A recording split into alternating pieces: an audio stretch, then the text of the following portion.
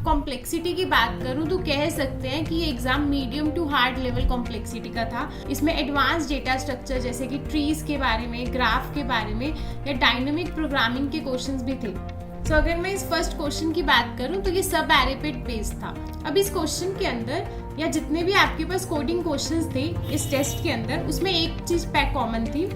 अगर आप 25 बैच के स्टूडेंट हैं तो आप इन सब क्वेश्चन को देख के एनालाइज कर सकते हैं कि जब आप अपनी इन्फोसिस की प्रिपरेशन कर रहे होंगे तो आपको किन टॉपिक्स पे ध्यान देना है। हाय एवरीवन, सो कैसे हैं आप सब। Welcome to campus mock. आज हम एग्जाम की एनालिसिस कर रहे होंगे of Infosys, that is for SP hiring, that is specialist programmer role. So basically इसमें 9.5 LPA का पैकेज आपको प्रोवाइड किया गया एंड ये एग्जाम 2 दिन शेड्यूल हुआ था, दैट इज 6 जुलाई एंड 7 जुलाई। आज 7 जुलाई को ये एग्जाम फिनिश हो गया है एंड ये लास्ट डे था एग्जाम का। दोनों ही दिन जो एग्जाम की टाइमिंग थी that is from 11 AM to 2 PM। So basically आपको 3 आवर्स का टाइम गिवन था इस एग्जाम को कंप्लीट करने का। अब एग्जाम के पैटर्न की अगर हम बात करें तो इसमें आपके पास 3 कोडिंग क्वेश्चंस गिवन थे जो कि डीएस से बेस्ड क्वेश्चंस थे, जिसका अगर मैं आपको कॉम्प्लेक्सिटी की बात करूं तो कह सकते हैं कि ये exam medium to hard level complexity का था। ये काफ़ी इजी एग्जाम नहीं था, इसमें इजी कोडिंग क्वेश्चंस नहीं थे।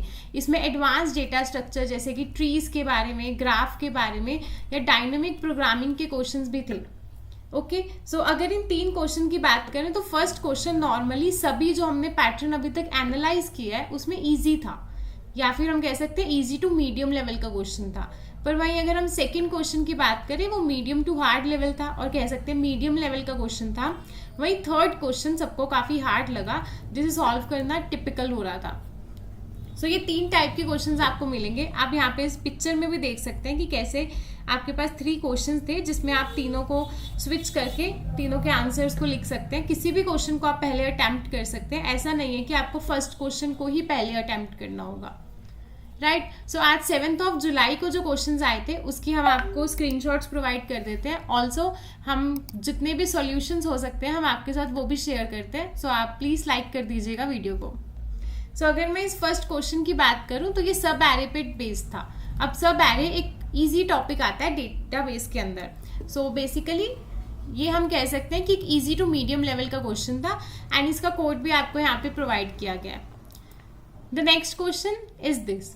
अब ये क्वेश्चन बेसिकली ट्रीज पे डिपेंड था और इसके अंदर डेप्थ फर्स्ट सर्च इस टाइप के डेटा स्ट्रक्चर्स का यूज किया गया था। So this is the second question and इसके साथ ही आपको आंसर भी प्रोवाइडेड है। अब इस क्वेश्चन के अंदर या जितने भी आपके पास कोडिंग क्वेश्चंस थे इस टेस्ट के अंदर, उसमें एक चीज पैक कॉमन थी, वो ये कि आपको कंप्लीट कोड नहीं करना है। आपको फंक्शन गिवन होगा, आपको फंक्शन के अंदर अपना लॉजिक को कोड करना है। जैसे कि अगर इस क्वेश्चन की हम बात करें तो इसमें ये क्वेश्चन जो फंक्शन का नेम है दैट इज गेट आंसर, ये आपको प्रोवाइड किया गया था। ये पैरामीटर्स आपको गिवन थे, मेन सेक्शन आपके पास कंप्लीटली गिवन था, आपको सिर्फ अंदर का लॉजिक यहाँ पे कोड करना था। सिमिलरली ये और भी कुछ क्वेश्चंस हैं जो कि आप जिनका स्क्रीनशॉट ले सकते हैं। अगर आप 25 बैच के स्टूडेंट हैं तो आप इन सब क्वेश्चन को देख के एनालाइज कर सकते हैं कि जब आप अपनी इन्फोसिस की प्रिपरेशन कर रहे होंगे तो आपको किन टॉपिक्स पे ध्यान देना है। तो हम आपको बार बार कह रहे हैं कि इसमें एडवांस डेटा स्ट्रक्चर्स भी पूछे गए, लाइक डायनेमिक प्रोग्रामिंग की बात की गई, ग्राफ के क्वेश्चंस थे हमारे पास काफ़ी सारे, लिंक लिस्ट के क्वेश्चंस थे, स्ट्रिंग्स के क्वेश्चन थे एंड एरे के क्वेश्चन थे। अब स्ट्रिंग के ऊपर भी काफ़ी सारे क्वेश्चन थे जिसको हम डीपी का यूज़ करके सॉल्व कर रहे थे लेस टाइम कॉम्प्लेक्सिटी में। ऑल्सो काफ़ी सारे क्वेश्चंस में बार बार एक एरर आ रहा था, that is time limit exceed. तो टाइम लिमिट को भी हमें बहुत ध्यान रखना पड़ेगा ताकि हम अच्छे और ऑप्टिमल सॉल्यूशंस लिखें, ताकि हमारा जो कोड है वो अच्छे से रन कर पाए। ये सिमिलरली जो फॉर्मेट था क्वेश्चन का वो ये था कि लेफ्ट साइड पे आपके पास पहले क्वेश्चन की थ्योरी होगी, देन उसके बाद आपको एग्जाम्पल में इनपुट आउटपुट दिया जाएगा, इनपुट फॉर्मेट प्रोवाइड किया जाएगा और प्रॉपर टेस्ट केसेस बताए जाएंगे कि इसके लिए आपका कोड चलना चाहिए। So this is one of the other question that is largest सब एरे विद इक्वल। आप इन सब क्वेश्चंस का स्क्रीनशॉट ले सकते हैं ताकि आप अपने एग्जाम के टाइम पे इसका एनालाइज कर सकें एंड प्रैक्टिस कर सकें।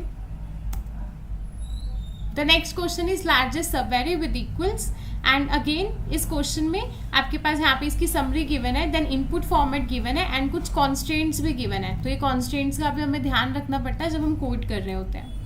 अब इसके अंदर आपकी मर्जी थी कि आप किसी भी प्रोग्रामिंग लैंग्वेज में कोड कर सकते हैं। लाइक हमारे पास काफ़ी सारे ऑप्शंस थे, हम C++ में कोड कर रहे थे, या फिर हम जावा में करना चाहते हैं, या पाइथन में। तो आपको कंपाइलर हर एक के लिए कोड करना अलो कर रहा था। ओके, सो ये बेसिकली काफ़ी सारे क्वेश्चन थे। आई होप कि आपने इसका स्क्रीनशॉट ले लिया होगा। अब बात करते हैं कि एनालिसिस की, कि कितने क्वेश्चंस अगर आपने किए तो आप एक सेफ जोन में हैं, और किस टाइप के क्वेश्चंस आपने अगर कवर किया है। तो अब जैसे मैंने अभी आपको बताया कि एग्जाम में आपके पास 3 टाइप के क्वेश्चंस थे, राइट। 3 क्वेश्चंस थे, जिसमें से फर्स्ट क्वेश्चन जो था हम कह सकते हैं कि वो इजी लेवल का क्वेश्चन था, second question medium to hard level था, and third question hard level था, राइट। तो अगर हम कहें कि इन तीनों में मार्किंग कैसे होगी, तो ऑफ कोर्स जो हार्ड लेवल का क्वेश्चन होगा उसके मार्क्स ज़्यादा होंगे। वी कैन से कि ये 300 या 200 मार्क का क्वेश्चन हो सकता है जो कि हार्ड लेवल का क्वेश्चन होगा। वही इजी क्वेश्चन की marking as compare to hard question less होगी। ओके, एंड इसके अंदर और भी थी चीज़ें, जैसे कि हम बता सकते हैं टेस्ट केसेस के बारे में। अब टेस्ट केसेस, कुछ टेस्ट केसेस थे जो कि विजिबल थे, मतलब कि हमें अपने टेस्ट केसेस के इनपुट आउटपुट, जैसे आप यहाँ पे देख सकते हैं, विजिबल थे कि क्या इनपुट देने पे क्या आउटपुट आ रहा है। बट कुछ टेस्ट केसेस थे जो कि हिडन थे। जब भी हम अपने कोड को सिर्फ एग्जीक्यूट कर रहे थे तो सिर्फ विजिबल वाले टेस्ट केस ही रन हो रहे थे, पर जब हम सबमिट करते हैं तो हिडन टेस्ट केसेस भी रन होते हैं। सो ऐसा काफ़ी स्टूडेंट्स को प्रॉब्लम आई कि उनकी विजिबल टेस्ट केस तो चल गए पर हिडन टेस्ट केस नहीं चले। तो बेसिकली टेस्ट केस इस तरीके से डिज़ाइन किए गए थे कि हमें काफ़ी सारे एज केसेस को भी अपने सॉल्यूशन में कवर करना होगा। ओके, एंड अगर हम बात करें कि अगर आप कह रहे हैं कि आपके 5 टेस्ट केस पास हो गए 10 में से, तो या आपको टेस्ट केसेस के बेसिस पे ही मार्क्स मिलेंगे। ऐसा नहीं होगा कि या तो कंप्लीट सोल्यूशन आपका सही हो तो आपको मार्क्स मिलेंगे। अगर आपके 2 टेस्ट केस या 5 टेस्ट केस भी चलें तो आपको उसके अकॉर्डिंग मार्किंग की जाएगी। एक और बहुत इंपॉर्टेंट चीज़ है कि अब ये टेस्ट ऑनलाइन था, तो यहाँ पे फ्लैगरिज्म का बहुत ध्यान रखा जाता है। तो अगर आपका कोड या काफ़ी सारे इंडिविजुअल्स का कोड मैच कर रहा होगा तो उस केस में एलिमिनेशन भी हो सकती है।